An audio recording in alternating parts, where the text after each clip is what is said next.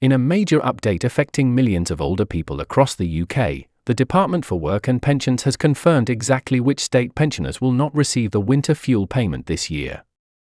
While the headlines have largely focused on the new £35,000 income rule and the government's promise that most pensioners will still get support, the full picture is more complicated. Despite recent changes designed to make the system more inclusive, 5 specific groups of pensioners will miss out entirely, many of them earning far below the new income threshold. As letters and notifications begin landing on doormats throughout November, it's becoming increasingly clear that not everyone who expected support will be receiving it. The winter fuel payment has long been one of the most important forms of financial help for older people during the coldest parts of the year. Traditionally, this payment worth between £100 and £300 has been given to help pensioners cover rising heating costs during the winter months. Last year's controversial system, which relied heavily on pension credit to determine eligibility, caused widespread confusion and left many older people feeling excluded or unfairly assessed. In response to the backlash, the government announced a major overhaul of the rules for 2025. This included the removal of pension credit as a requirement, new income guidance, and a promise that support would be more universal. However, universal does not mean that absolutely everyone will qualify. The DWP has now laid out the exact situations that make a pensioner ineligible even if they live on a low income. What may surprise many is that pensioners earning above £35,000 will still technically receive their winter fuel payment in full. But under the new repayment system, they will have to pay that amount back through their taxes to HMRC.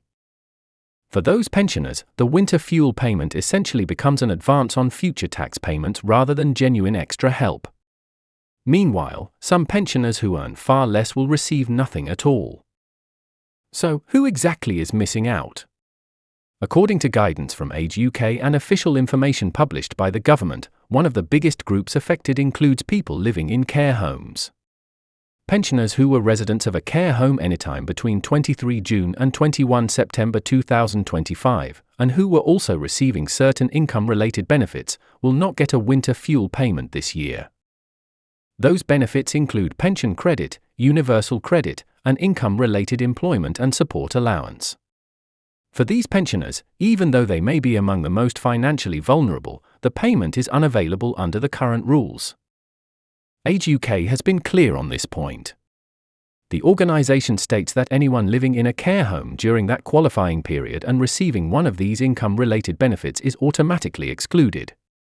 This rule has existed in previous years, but because eligibility criteria have changed, many people assumed that care home exclusions would be reviewed as well. That hasn't happened.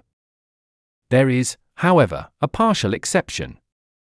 Pensioners who lived in a care home during the qualifying dates but did not receive any of those income-related benefits will receive a reduced payment.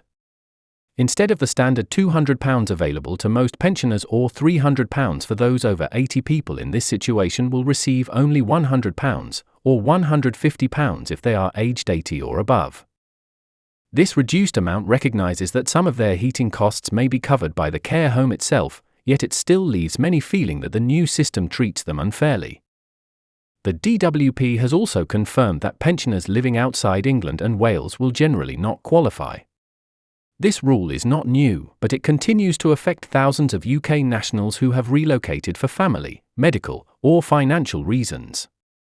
Scotland has its own winter heating support scheme run separately from Westminster, while Northern Ireland administers its own version as well.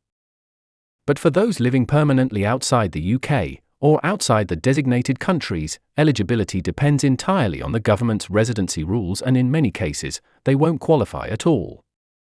Another major exclusion applies to those who were in hospital for the entire week of 15 to 21 September 2025. This rule also applied in previous years, but many pensioners are still unaware of it.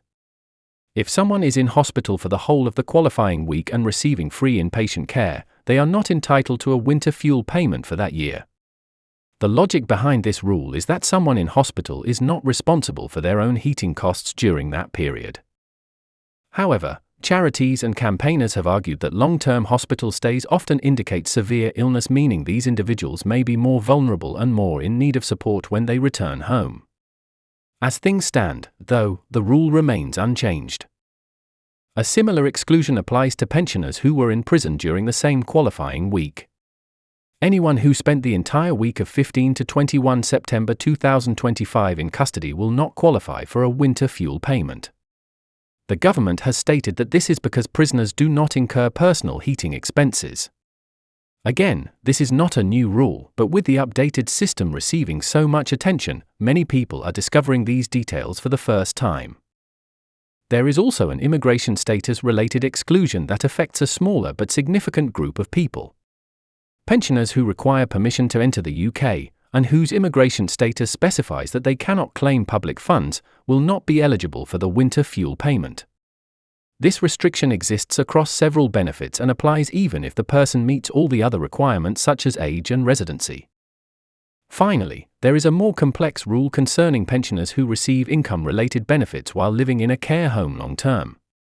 The DWP states that if a pensioner receives universal credit, pension credit, income support, income-based job seekers allowance, or income-related employment and support allowance and they have lived in a care home continuously since 23 June 2025, they will not be eligible for the payment at all.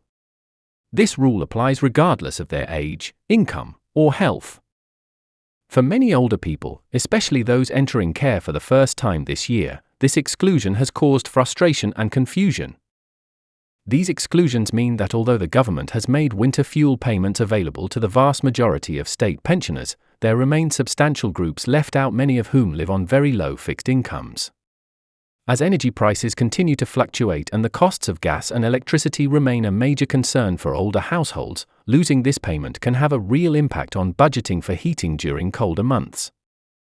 The DWP has defended the rules, saying they are consistent with the purpose of the winter fuel payment and that the exclusions are intended to prevent duplication of support or double funding where heating costs are already being provided by other institutions.